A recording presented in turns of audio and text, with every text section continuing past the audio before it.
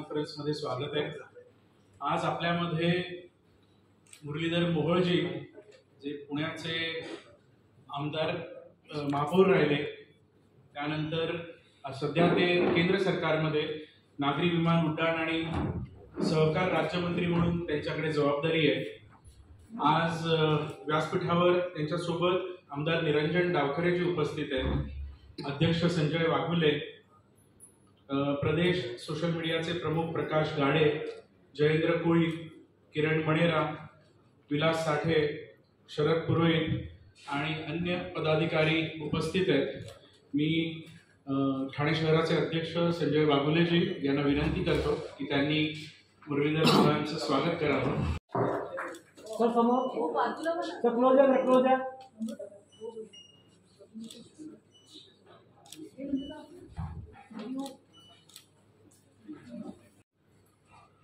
आमचे आमदार माननीय निरंजनजी डावखरे, आमचे अध्यक्ष संजयजी गाडेजी, व्यासपीठावरती आमचे सर्व ठाण्याचे प्रमुख, सर्व भारतीय जनता पार्टीचे पदाधिकारी।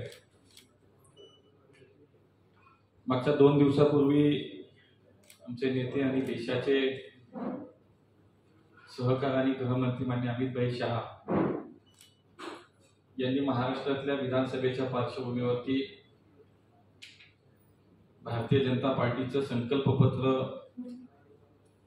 त्यांच्या शुभहस्ते या ठिकाणी प्रकाशित झालं। त्यांच्या उपस्थितीत या संकल्पपत्राचं त्याच्यामध्ये निवडणूक म्हणून आगामी काळामध्ये महाराष्ट्रातील जनतेसाठी नेमकं आमचं व्हिजन काय, आमची भूमिका काय, या संदर्भातली भूमिका त्यांनी मांडली। महाराष्ट्राला देशातील पहिल्या क्रमांकाचं विकसित राज्य बनवण्याचा आमचा जो संकल्प आहे,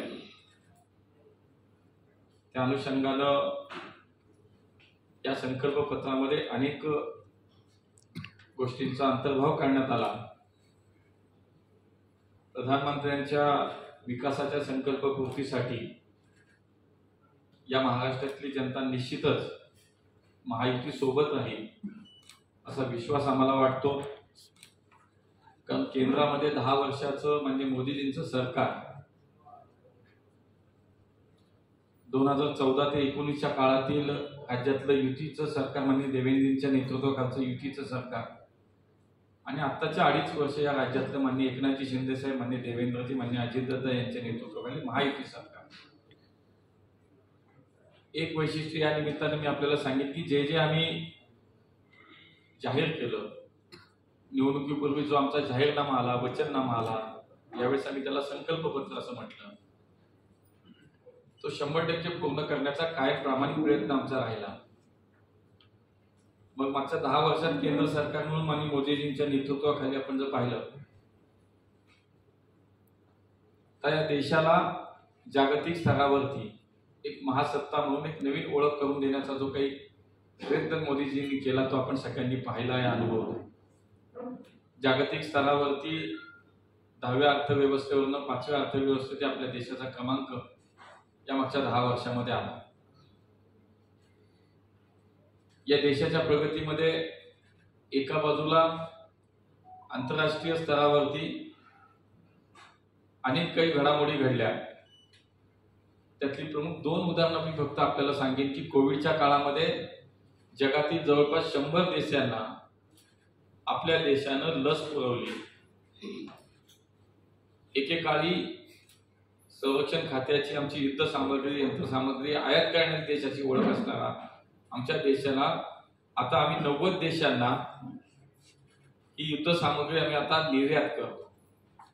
असे अनेक विषय सांगता येतील।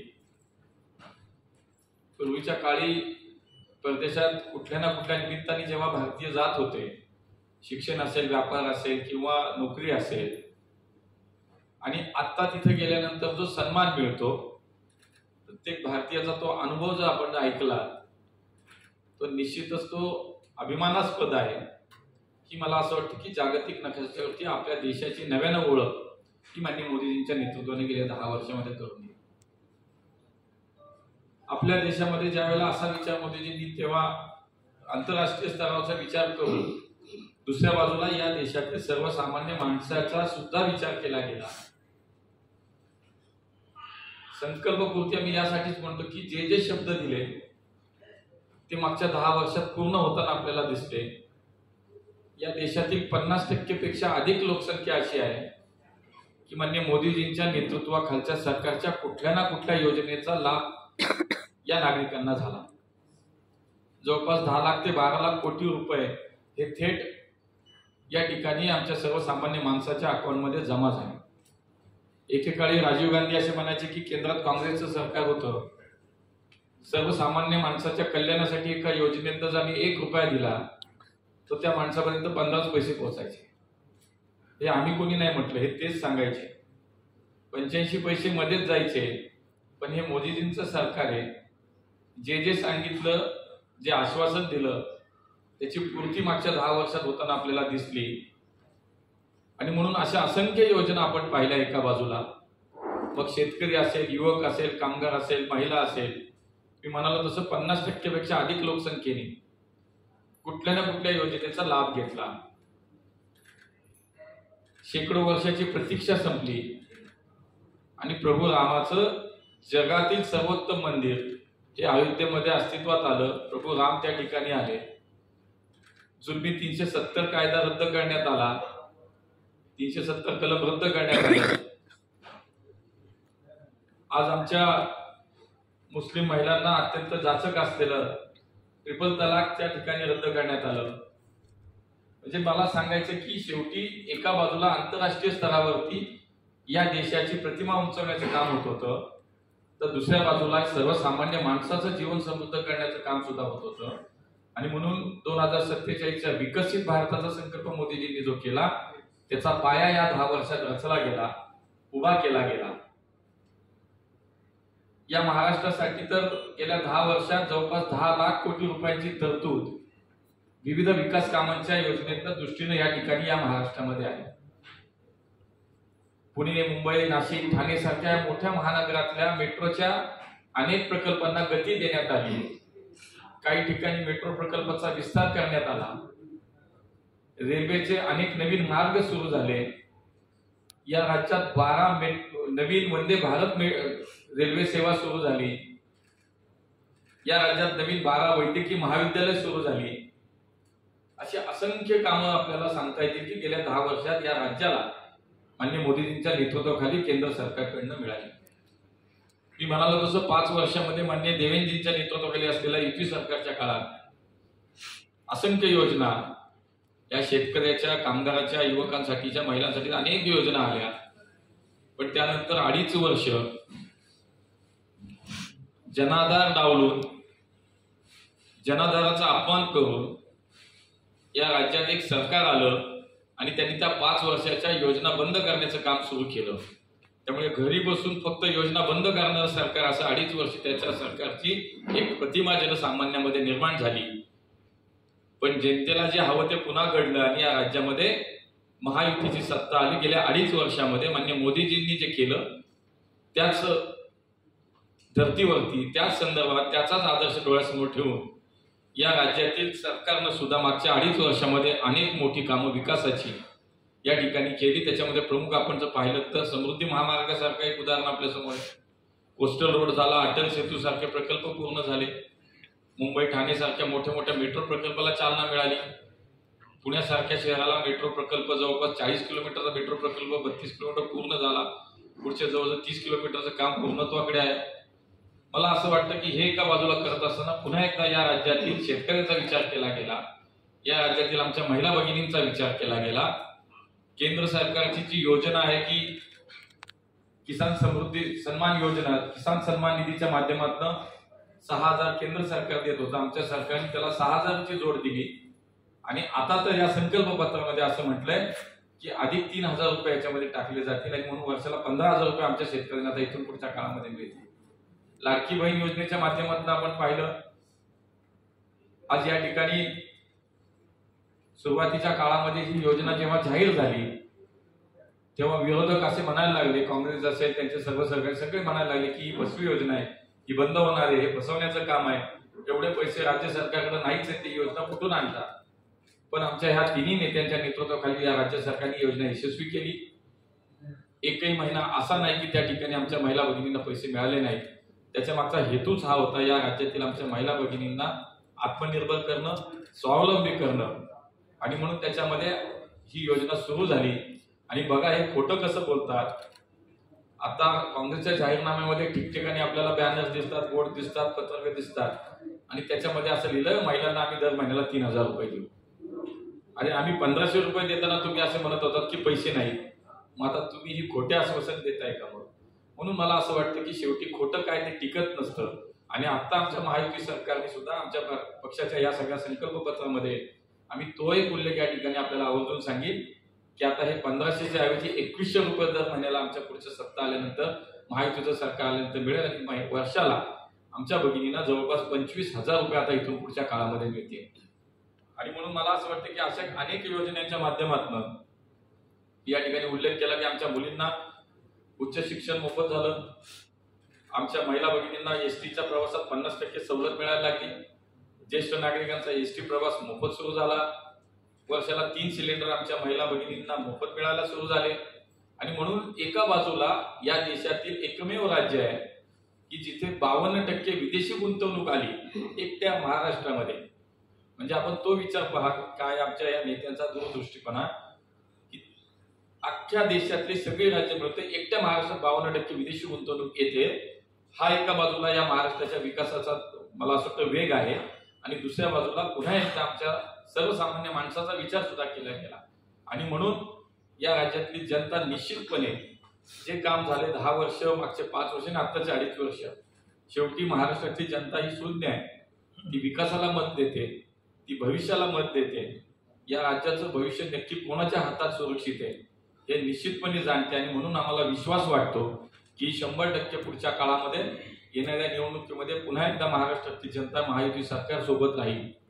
या संकल्पपत्राच्या माध्यमातून आम्ही नागरिकांना आवाहन केलं किंवा आम्ही नागरिकांना हे सांगितलं की पुढच्या महायुतीच्या सरकारच्या काळात आपला जनादेश तर आमच्या सोबत नक्की राहणारच आहे. पण ते झाल्यानंतर आम्ही नेमकं या संकल्पपत्राच्या माध्यमातून आम्ही काय करणार आहोत महाराष्ट्राच्या जनतेसाठी, याच्या काही जर ठळक आपण जर काही बाबी लक्षात घेतल्या, जसं मी आता लाडक्या बहिणींचा उल्लेख केला, त्या योजनेचा केला, शेतकऱ्यांना आता 15,000 रुपये मिळणार आहेत याचाही विचार झाला. MSP वरती 20% अनुदान आता इथून पुढे दिलं जाणार आहे. आणि प्रत्येक गरीबाचं स्वप्न पूर्ण होईल यासाठी आता महायुती सरकार अन्न सुरक्षा आणि हक्काचं घर देण्याचा सुद्धा याच्यामध्ये उल्लेख केला गेलेला आहे. वृद्ध पेन्शन धारकांचा सन्मान करण्याचं सुद्धा आमच्या या संकल्पपत्रामध्ये म्हटलंय. आणि म्हणून आता इथून पुढच्या काळामध्ये महिन्याला 2100 म्हणजे वर्षाला 25,200चा आधार या ठिकाणी आता ज्येष्ठांना दिला जाईल. यानंतर राज्यातील 10 लाख विद्यार्थ्यांना आता 10,000 रुपये विद्यावेतन आणि 25 लाख रोजगार निर्मिती करण्याचा संकल्प आम्ही जनतेसमोर ठेवलेला आहे. ग्रामीण विकासाला आता गती मिळेल. आणि मला असं वाटतं की ह्या सगळ्या याच्यात जवळपास राज्यातील 45,000 गावांना पांढरण रस्त्याच्या माध्यमातून जोडलं जाणार असाही उल्लेख या आमच्या संकल्पपत्रामध्ये केलेला आहे. या ठिकाणी अंगणवाडी आणि आशा सेविकांना 15,000चं वेतन देण्याचा निर्णय आणि विमा संरक्षण देण्याचा सुद्धा याच्यामध्ये उल्लेख आहे. आपण पाहिलं वीज बिलात 30% कपात आता होणार, सौर आणि अक्षय ऊर्जेवरती भर दिला जाणार.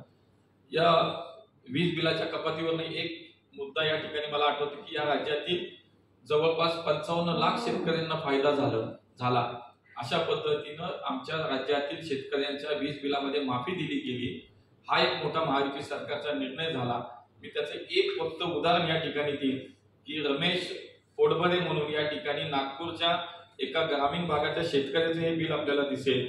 त्याला पहिलं बिल आला 8,455 आणि जेव्हा हे वीज बिल माफी झाली त्याचं दुरुस्ती बिल आलं 0 रुपये. म्हणजे राज्यातल्या 55 लाख शेतकऱ्यांचे 0 वीज बिल करण्यात या राज्य सरकारनं महत्वाची भूमिका घेतली आणि शेतकऱ्यांच्या बाजूने या ठिकाणी उभं राहण्याची महत्वाचा निर्णय या ठिकाणी घेतला. या महाराष्ट्राचा जेव्हा मी असं म्हणालो की विदेशी गुंतवणूक इतक्या मोठ्या प्रमाणात या राज्यात येते, या राज्यातल्या उद्योगाला चालना निश्चितपणे मिळेल, या राज्यातल्या रोजगाराला चालना मिळणार आहे.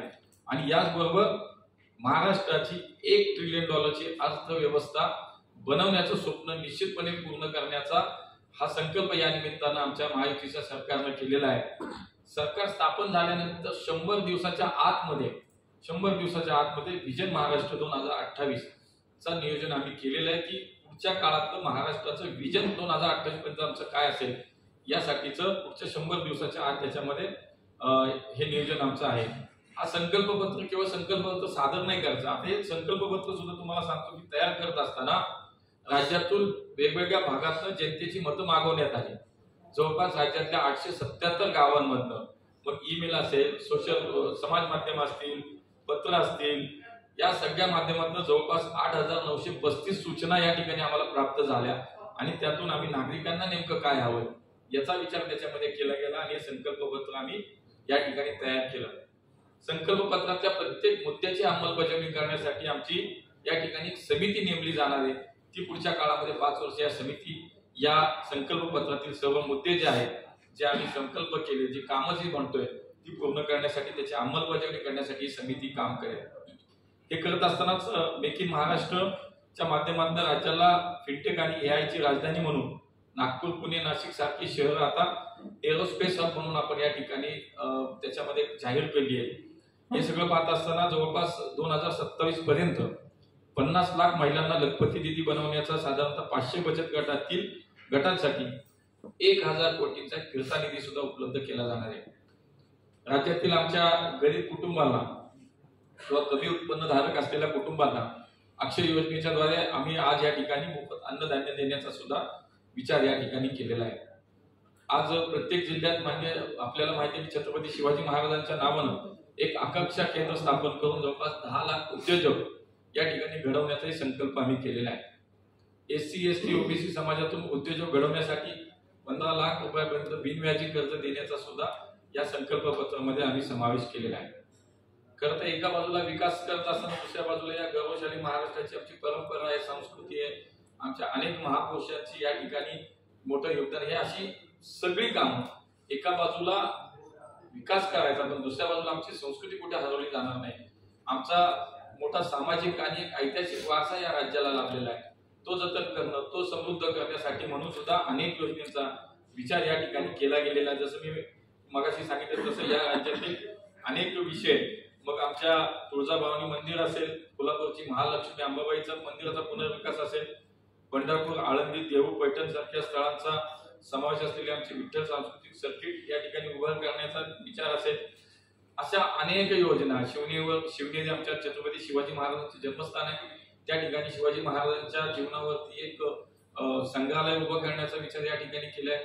वडू आणि तुळापूरला छत्रपती संभाजी महाराजांचं बलिदान जिथं झालं तिथे 270 कोटी रुपयाचा प्रकल्प पुढच्या काळामध्ये हा उभा राहणार आहे. अशा अनेक गोष्टींचा विचार या ठिकाणी केला गेला. सर्वात महत्वाचं, या राज्यामध्ये सक्तीचं धर्मांतर आता पुढच्या काळामध्ये होणार नाही यासाठीचा कायदा केला जाईल. त्यामुळे सक्तीच्या धर्मांतराविरोधात कायदा करणार असं सुद्धा आम्ही याच्यामध्ये म्हटलंय. आणि म्हणून मला असं वाटतं की आम्ही आज या पद्धतीनं संपूर्ण राज्यामध्ये हे संकल्पपत्र नागरिकांपुढे घेऊन जात असताना हा विश्वास नागरिकांना आहे की गेले 10 वर्ष मान्य मोदीजींचं सरकार आहे, मागचे 5 आणि आताचे 2.5 वर्ष युती आणि महायुतीचं सरकार आहे. या सगळ्या काळांमध्ये जी आम्ही वचनं दिली, जे आम्ही आश्वासनं दिली, ती सुद्धा निश्चितपणे आम्ही या ठिकाणी पूर्ण केली. खरं तर ठाणे महानगरासाठी सुद्धा अनेक महत्वाचे प्रकल्प या ठिकाणी मेट्रोच्या माध्यमातून असतील आणि या ठिकाणी एका मोठ्या महानगराला या ठिकाणी 1,000 कोटी रुपयाची विकास कामं पूर्ण झाली. काही दिवसापूर्वीच आपण पाहिलं तर या ठिकाणी आज या ठाणे ते बोरिवली हा जो बोगदा होतो, या बोगद्यासाठी या सगळ्या परिसरातील ठाणे, मुंबई वगैरे वाहतूक सुरळीत होण्यासाठी निश्चितपणे या बोगद्याची मदत होईल. आणि मोदीजींच्या शुभ हस्ते 13,000 कोटी रुपयाच्या प्रकल्पाचं सुद्धा भूमिपूजन झालं. आपण जर पाहिलं तर इंटरनल मेट्रोसाठी सुद्धा मोदीजींच्या माध्यमातून जवळजवळ 12,000 कोटी रुपये केंद्र सरकारच्या माध्यमातून या ठिकाणी राज्य सरकारच्या सहकार्यानं आज तोही प्रकल्प उभा राहणार, त्याचंही भूमिपूजन माननीय मोदीजींच्या हस्ते झालं. आपण पाहिलं की देशातील सर्व विमानतळ, देशातील सर्व रेल्वे स्टेशन ही आता नूतनीकरण केली जात आहेत. खरं तर एव्हिएशन सेक्टरमध्ये सुद्धा इतका मोठा बदल झालाय की मागच्या 10 वर्षात देशातील विमानतळांची संख्या दुप्पट झाली. म्हणजे 10 वर्षापूर्वी या देशात 74 विमानतळ होती, आज रोजी या देशात 157 नवीन विमानतळ, सगळी संख्या म्हणजे 157 विमानतळ झाली. मला आपल्याला सांगायचं की इतकं सुद्धा म्हणजे डोमेस्टिक मध्ये जगातील टॉपचं आपलं एव्हिएशन सेक्टर म्हणून आज आपल्या देशाकडे पाहिलं जाते. 2047 सालीचा विकसित भारत म्हणून जो संकल्प केला त्यामध्ये या देशात 400 विमानतळ असतील असा संकल्प किंवा अशा लाईनवरती या आम्ही सगळे मंडळी काम करतोय. आणि म्हणून आपल्याही या जिल्ह्यामध्ये ठाणे आणि मुलुंडच्या दोन्ही रेल्वे स्टेशनचा कायापालट झाला, नवीन स्टेशन तयार झाली.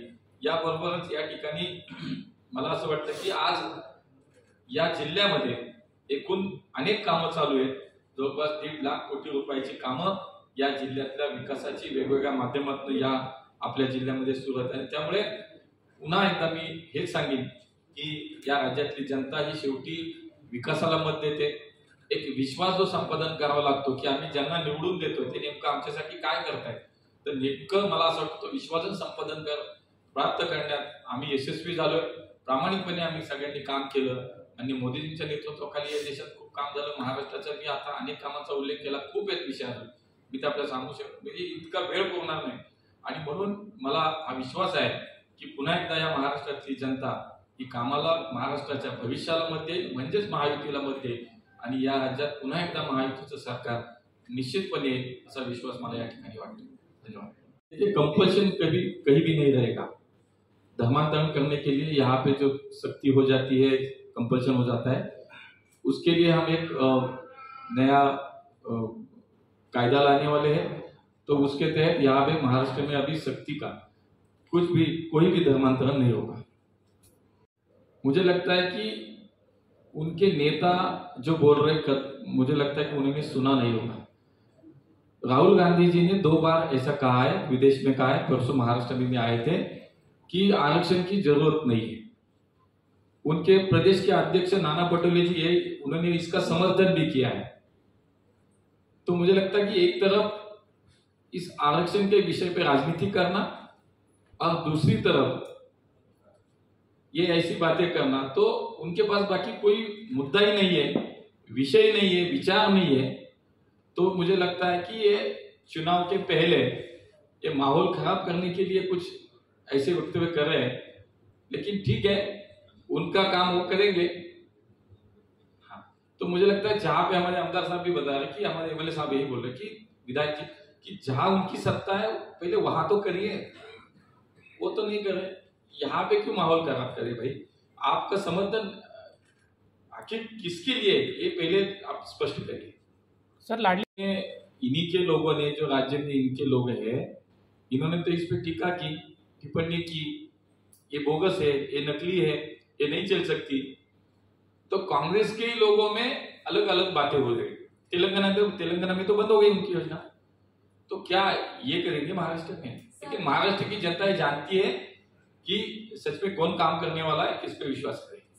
आता मला असं वाटतं की नवीन रेल्वे स्टेशनची सुद्धा निर्मिती झाली, पण त्यांचं म्हणणं आहे की शेवटी ती अपुरी आहे, सेवा अपुरी आहे.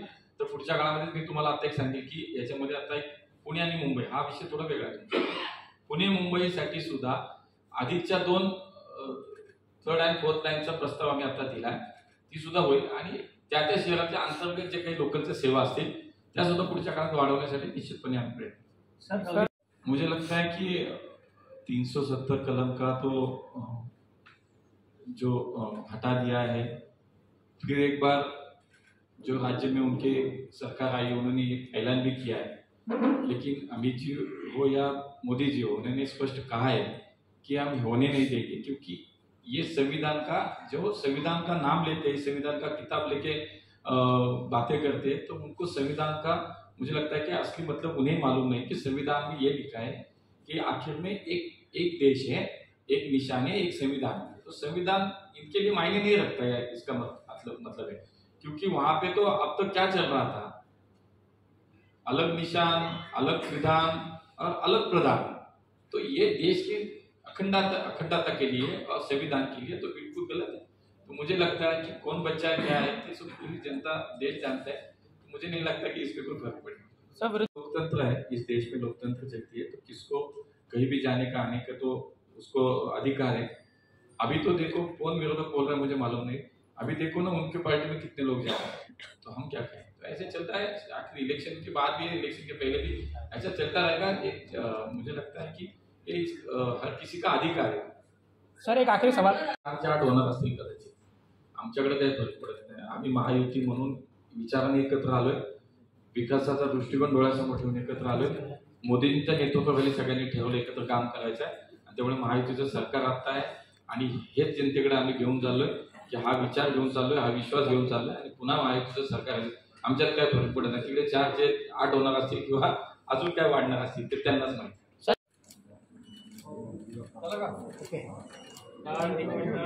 ओके.